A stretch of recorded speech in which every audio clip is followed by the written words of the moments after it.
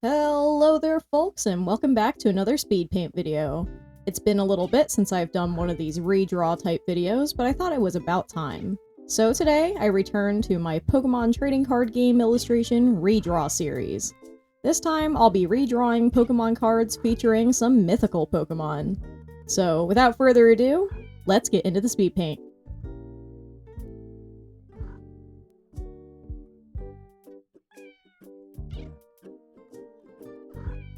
It's only fitting that the first card I redraw today features the very first mythical Pokemon, Mew. Mew is, everybody loves Mew. I've never met anyone who disliked this little guy. It's so cute, it's so pink, it's so fun. The design is so simple and yet so charming and so evocative of exactly how it's supposed to feel. It's a very neutral looking little animal that still feels very cat-like, while also, I don't know, it still reads as vaguely like any vertebrate, and I think that's pretty awesome. Mew is super cute and has lots of wonderful cards, and the one that I decided to redraw today is from EX Holland Phantoms. And this one's from the Gen 3 era. You can tell if you're someone from the era, you probably recognize the Holland region as being a part of that. And I just love the illustrations from this era, especially the 3D renders, and this one is absolutely no exception. This is just such a lovely little illustration. It's a little hard to tell with the scan I've provided here that I was looking at on Cerebi, but it does have a spiral in the background, and the spiral pose that Mew is doing is also very striking. It's very clearly supposed to represent the golden spiral, which is so cool for Mew's themes and stuff, and it's also just a good art composition. Seeing this card for the first time while looking for ones to do for this video, I was like, how do I not know about this? How did I not get this card as a child? Because this is awesome. This was a very simple composition, but the pose was just very fun to do. I love the foreshortening with the tail going crazy mode in this. And it's full of movement while also not being too crazy to deal with, and I think that's really cool. It's just such a lovely, simple little illustration for a trading card, and I really had fun with my interpretation here, balancing the values and stuff and figuring out how to render out that holographic spiral. It was honestly kind of a fun challenge to do, and I am pretty happy with how this card ended up turning out.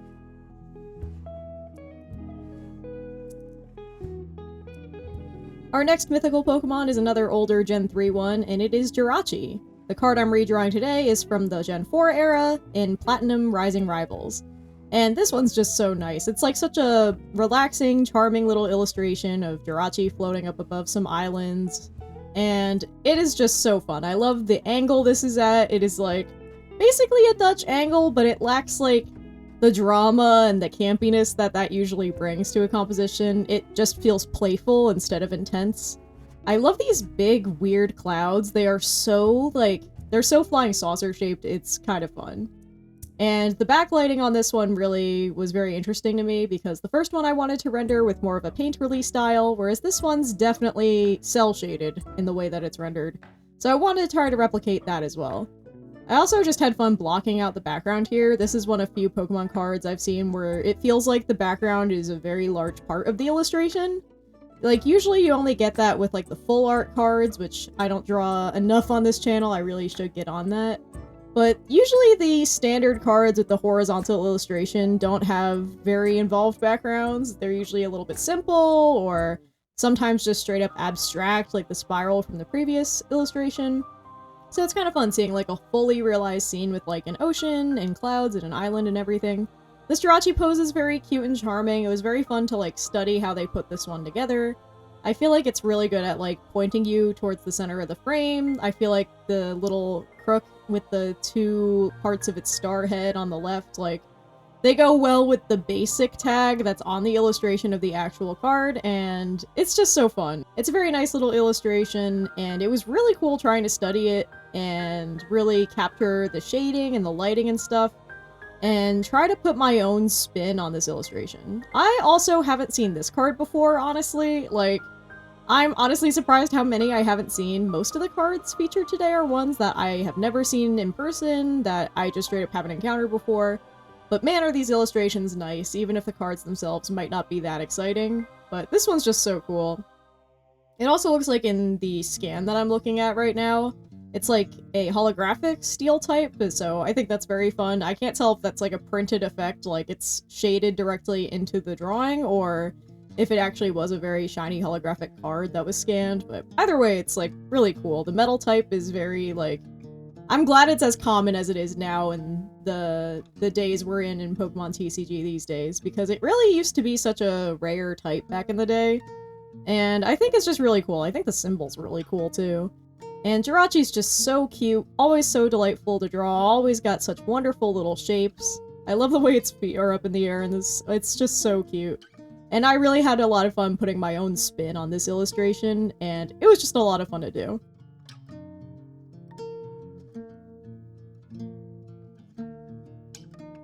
Next up we have Deoxys, Delta species, and its attack form from the Hullum Phantoms expansion.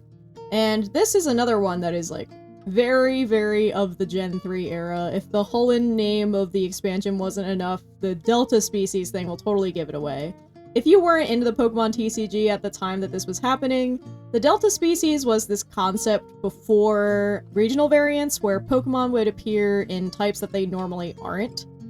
And it was a very weird little thing. It was implied to be like the result of experimentations in the TCG-only Hullum region, and it was just super cool. So, for example, the Deoxys in this illustration is supposed to be a dark type, because, I don't know, something happened to it, and now it's got like this crazy goofed up aura that is super scary and shadowy. Usually the Delta species Pokemon have an aura included in their illustration. Usually it's like of a corresponding color that relates to the type they have gained.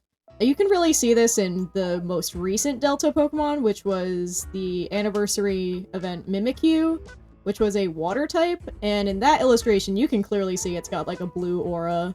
That for me really solidified the idea that they're supposed to have like an aura that suggests something about them is weird in their illustrations. So when I was redrawing this one, I really wanted to emphasize that dark aura and make it real shadowy and imposing. Also, can we just talk about this pose? This pose is crazy! This composition's insane! This is like such a crazy pose to see Deoxys in. I feel like usually you see it floating, you rarely see it stamping its feet down in the ground like that. And man, it is just cool. I feel like this Deoxys is like seriously ready to like slap you, like physically, not just shoot you with beams. And I just love the use of like the negative space in here. It is just such an incredible illustration, and it was very fun, like, and also very intimidating to try to capture it by redrawing it, because this is an awesome thing and it was hard to kind of capture the movement again for myself. But I had a lot of fun with it. It was a very interesting study to do here.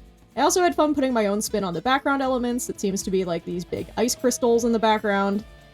So I did my own fun take on the way I would render them out, because I didn't want to do like exactly the same thing. Plus, Deoxys is obscuring most of the background in the original illustration anyway, so it would have been a little difficult for me to study that kind of rendering specifically. But I still had a lot of fun with this one. It was so neat trying to figure out how to, like, make the aura feel more sinister in my version. It was very fun trying to figure out how I was going to shade it, because the original seems to have, like, a mix of, like, airbrushing and a little bit of cell shading type sensibilities, so I kind of did a mix of both when I ended up drawing this for myself, and this was just such a crazy one to do. This is another card that, again, even though it was in an era where I was collecting cards and stuff, I somehow never saw this one. But I think this is so cool. Like, a Delta species Deoxys who's, like, got the craziest, like, composition of all time in this illustration. It is so weird and fun to look at. Like, I'm excited. Every time I see Pokemon card illustrations, they're always so good.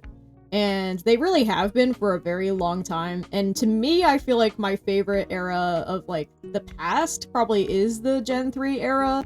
Mostly because I love, like, the weird early CG kind of stuff that they did in that time.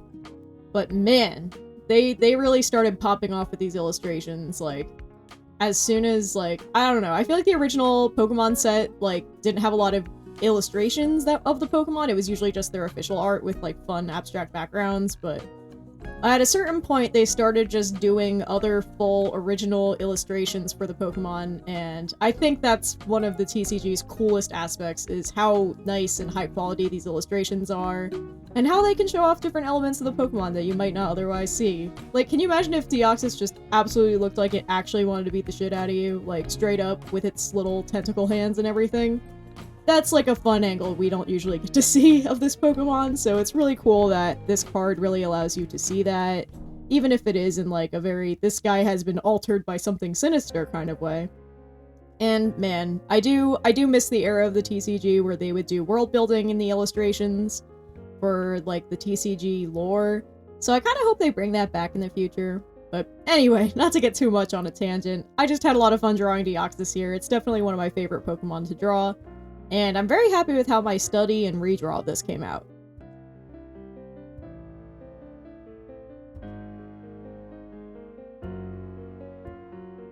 The last card I redrew today is also the most recent card of today's video, and that's because this is the Keldeo from Sword and Shield Silver Tempest, which is way more recent than the other cards in this video by probably over 10 years if I had to guess, maybe 15.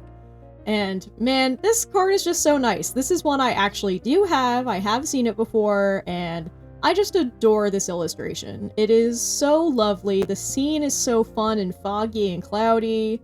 Keldeo looks like so happy in it, and I thought it would be kind of fun to study it. Honestly though, this is probably the illustration I had the most trouble redrawing because, I don't know, maybe it's just because I had done the other three earlier in the day and I was starting to get a little burnt out. That's probably it. But this is one that it took me a lot of like futzing around to get happy with, and eventually I had to just put it down and walk away and come back to see if I was happy with it. And eventually I got there, but it took a little while to get there. Sometimes when you're doing a more painterly type process, especially when you're like blocking in shapes and refining them, especially for a background, it can very much feel like you don't know if it's gonna turn out good while you're working on it. And that's where you just gotta have faith and you gotta trust the process and trust that it'll come out good. You just gotta keep working on it and it'll get there. And this is definitely one of those pieces that for me, I really had to have a lot of trust that it would come out good while I was working on it, because it certainly had me nervous in the middle part. And I had to do so many readjustments. I wasn't sure like how I wanted to draw Keldeo. Like I wasn't sure, because the cropping of this is a little weird around the feet, so I wasn't sure how I wanted to handle that in my redraw. I think I ended up restructuring this as more of a rule of thirds-esque kind of composition in my redraw. And this is definitely the one that gave me the most trouble, but I'm still pretty happy with how it came out. I still had fun. Keldeo has a lot of great, satisfying shapes because of all the fun curves in its design. Especially its mane and tail have so many like fun little bits that are just really fun to do the line art for. And it's kind of fun doing a nice foggy background. I love a scenery that's like very foggy and dense because it's really a nice tool for adding like mystery and depth into an image. And this was just such a fun study to do, to like really look at this piece and like understand how successful this is as an illustration. Like this is such a fun illustration here. It's like very simple. It is just a very effective character in a scene, but every part of the execution of the original is so exquisite that it was honestly pretty daunting to try to redraw it. But ultimately I still had some fun with it, even if it gave me a lot of challenges. It was fun trying to interpret it in my own style and try to like make it something I could finish in one sitting, since I did want to finish recording everything in one day. And I still had a lot of fun with it, so I'm pretty happy with how it came out, even though it gave me lots of trouble along the way.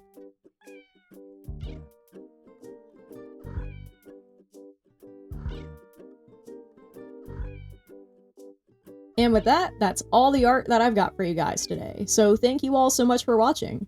And an extra thank you to my Ko-fi members who support me by giving every month. And if you're interested in supporting me on Ko-fi as well, you can check it out over there. You can see things like commissions, my shop, which has tons of emotes and wallpapers that I've recently uploaded.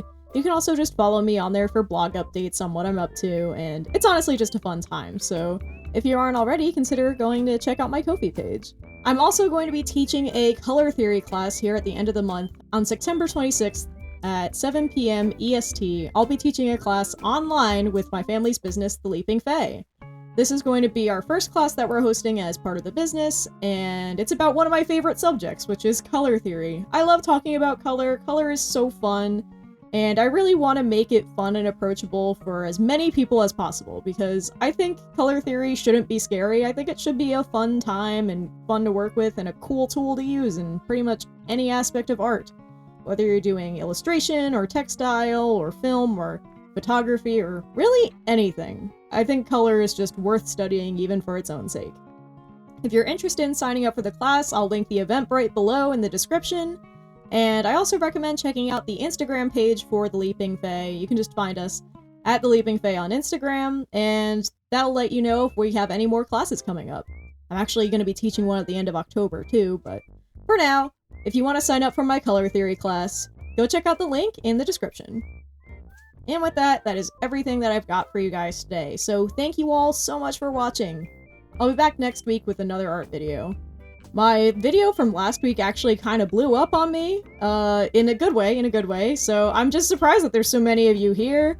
At the time of recording, my subscriber count has increased from, my subscriber count has increased by 100 of you people all of a sudden. It was crazy. Oh my god, there's 3 more as I was recording this. Oh my god, okay. So, hello, if you're new here, hello there, welcome to the channel. I'm glad to have you. I do want to do, a subscriber special, but I might actually put it off until I reach 400, because I could not put something together in time for this week, which is why we have this video instead. I'm thinking about doing a Q&A, so if you have any questions you'd like to ask me, feel free to comment in this video or comment on my text posts. It's just crazy. There's so many of you here, and I'm happy to have you, and I hope you guys look forward to more stuff that I've got coming up. And thank you all again for watching. I hope you have a very wonderful week. I'll see you again with another video very soon. And in the meantime, why don't you guys go out there and make some art?